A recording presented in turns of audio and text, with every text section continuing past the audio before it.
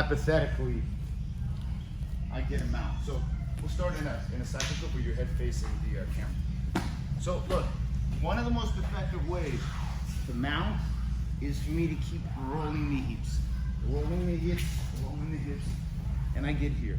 His elbows immediately go down, and let's say he starts saving his neck. Bring your elbows down, you get right here.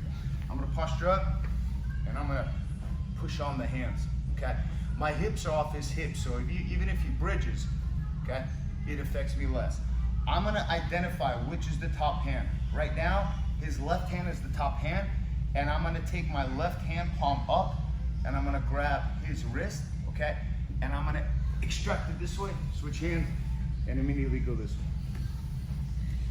If I try to do this, I'm using his whole, stay tight, okay? I'm using his elbow, chest, and I have to fight all that. It's very difficult to turn to the side, okay? Because from here, you either have to do what Master Carlos likes to do, which is roll it out, but see us turning to the side, and then you use your elbow to frame it out that way, and you can get that arm. And you keep stretching that arm out, because the tendency is they'll begin to save that arm because you go this way right here. And then already here, it's almost like a key lock. They'll bring that arm through, and you get here, and you can now expose the back with the figure 4 seatbelt. So back to this. So you get to the mount, so and you're pressing down. From here, I see his left hand is on top. I'm gonna go palm up as a C, and I'm gonna just push it out back. Okay? From here, I'm working more so against the shoulder, okay? And I'm going to push it out that way. It's hard to keep it, huh? Versus this right here. This, he can hold it. Here, palm up, you can even get 2 hands here. I'm gonna push it out that way, switch hands here.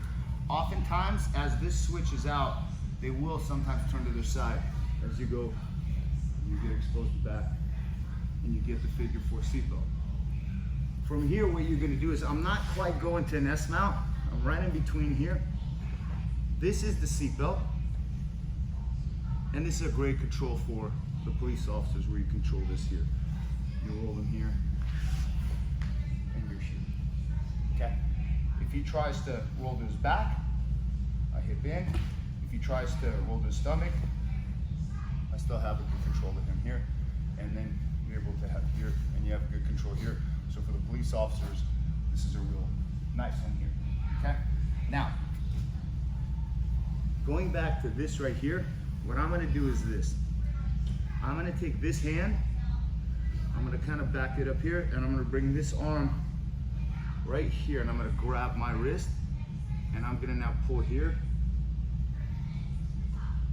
and I'm just gonna basically pull here and try to bring my elbow down to the mat to drive my weight forward. Was that a choke or a crank? That was a choke. First one was a crank. Whoa, it's a croak. Hey, as long as they croak, that's all that matters. But not if you're trying to get them to stop resisting. So look, we're here.